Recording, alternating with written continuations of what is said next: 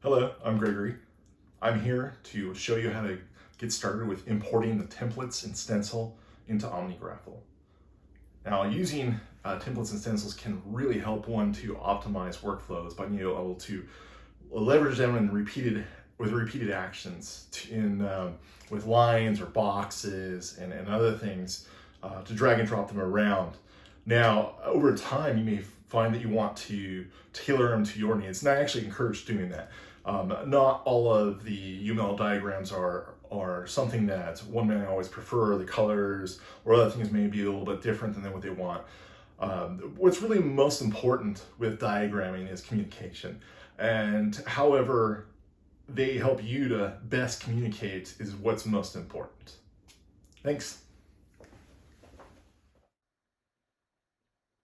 What I'm showing here is that taking the uncompressed folder and installing the class diagram template.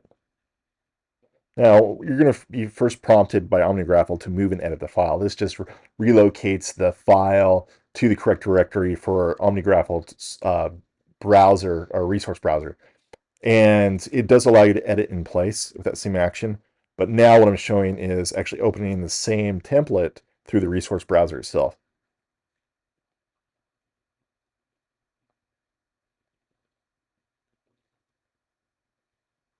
What I've included with this template are two diagrams. One is just the example, and the other one is the one that one can use to edit.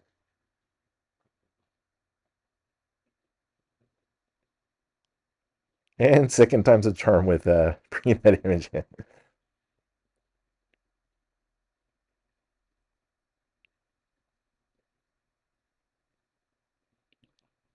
Now the upper left-hand corner image is one that's intended for a project to represent that. It could be, I don't know, anywhere from like a framework to an app or a website or some other type of project. And it allows you to present your branding for that project. In the bottom right-hand corner is intended for one for branding for like an architect or a team or group to have the recognition go along with the project. And in the bottom left-hand corner, that's intended for a project name. And then there's an opportunity to add the author or version. And when it comes to versioning, it really depends on what your versioning scheme is. I find that diagrams do change over time, and it's an opportunity to represent how it's changed. With the boxes that I've dragged down below, starting to formulate an example, quick example on how to use the template.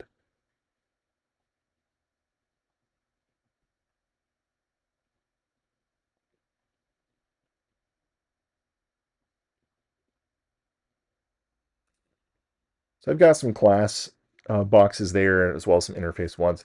You'll notice throughout all of the templates that I've added little circles in the upper right hand corners of a lot of the boxes to give a better um, representation of what they are, so that if someone else was to come in and look at a diagram produced with these templates, they learn that interfaces have the I in the upper right hand corner, classes have the C in the upper right hand corner. It helps to improve recognition over time as to what they are beyond the standards of what UML has today.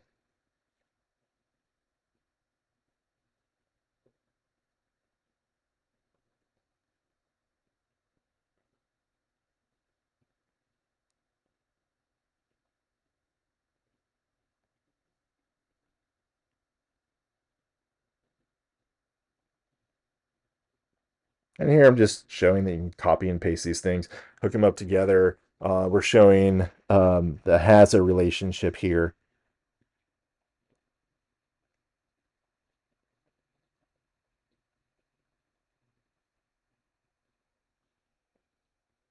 Now, with naming different classes or interfaces or components or other things, one recommendation I give is to make sure that the name conveys responsibility.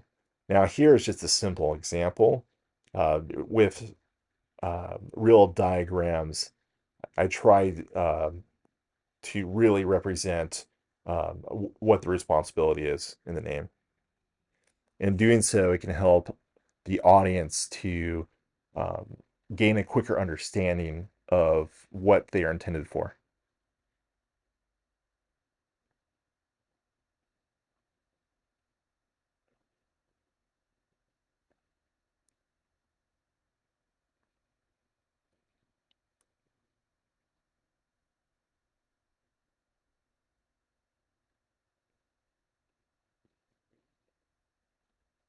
Now, the great thing about having the tip box or the vignette box here is it provides an opportunity for one to be able to add details as needed.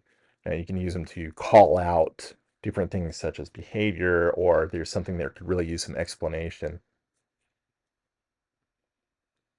What I'm showing here is actually that OmniGraffle didn't already have this stencil installed. And I've shown now double clicking on it will install a stencil. Again, it allows you to move and edit it. I closed that window out, but as you search for the stencil now, it's actually there. With the templates, I have an all-in-one template provided, but also I split them out by type. So for instance, class or object or component, they're all separated as well.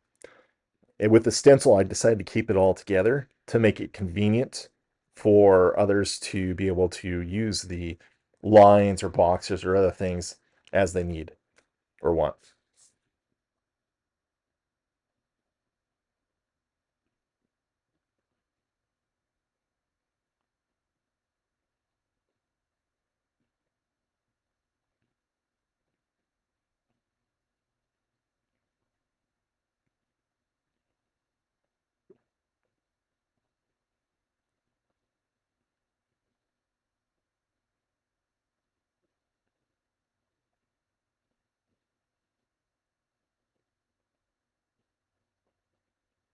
Now, by using these templates and stencils, actions that are often repeated and take time, we can actually minimize the negative impact on time or and cost by actually using templates and stencils. That's the power of being able to optimize workflows, is that we're using this stuff quickly, and over time you get more used to it, and you can drag and drop around things that you've tailored to your needs.